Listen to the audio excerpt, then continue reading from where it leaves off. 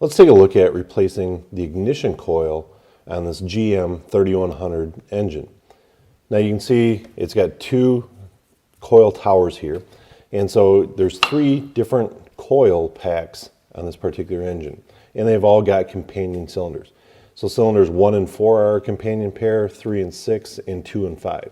And so the entire circuit on both cylinders has to be intact before replacing the coil, or even before condemning it.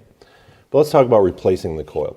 So you can see they're located up here on the top rear of the engine. Not too bad to access here. So in this particular vehicle, we're going to go ahead and replace the number 2 and 5 coil. And now the one next to it is for cylinders 6 and 3, and the one next to that is cylinders 1 and 4.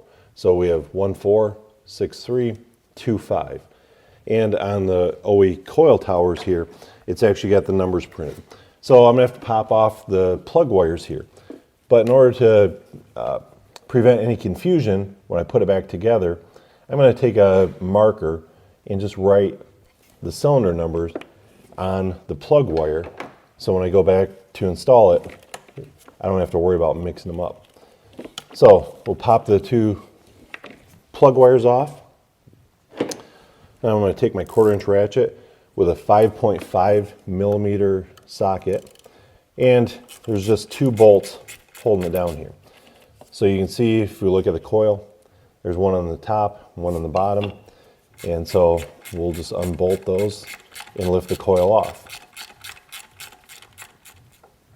So in order to access the lower one, sometimes you just got to feel a little bit by hand, but it's the only bolt right there.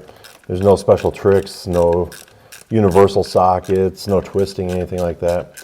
Just pretty straightforward. Once you can feel it, put the socket on, and we'll back it out.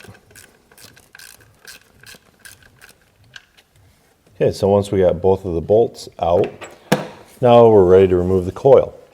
So we can gently pick it up and slide it off.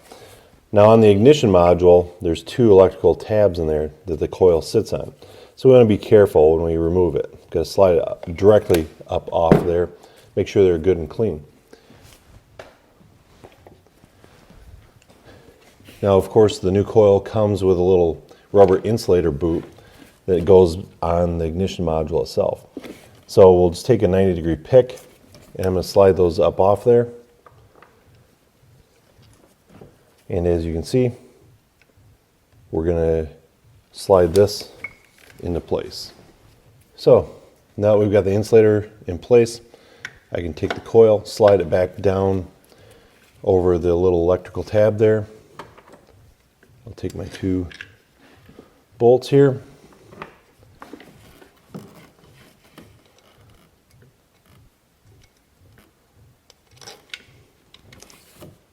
Get them started by hand.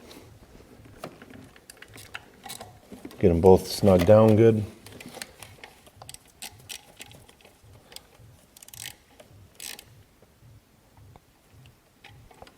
Okay. Once both of the bolts are tight, I can now take my spark plug wires that I previously marked, and you'll see if they're in the loom, it's pretty hard to reach the incorrect coil tower anyways, but we'll install them back on there and away we go.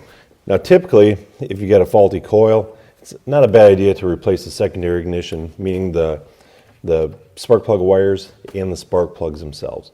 Just make sure we don't want to damage our new coil or the ignition module for that matter. So it's always a good idea to at least test these components. And if they haven't been replaced within the last 50,000 miles or 30,000 miles, it's a good idea to go ahead and replace them as well. Hopefully now you understand what it takes to replace one of the ignition coils on a GM 3100 engine.